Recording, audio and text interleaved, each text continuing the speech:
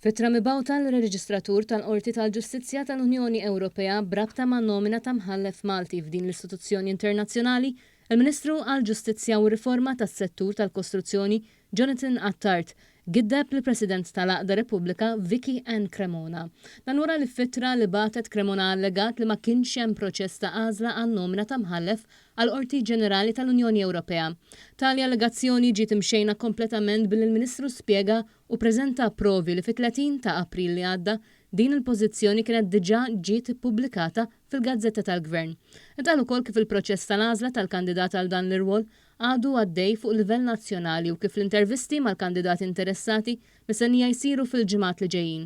Dr. Attard aċċenna li lan tal-President tal-Aqda Repubblika kien wieħed ċar, jiġifieri dak ta' attakk personali li jimmina il-possibilità ta' kandidatura Maltija għal kariga ta' mħallef fil-Qorti Ewropea.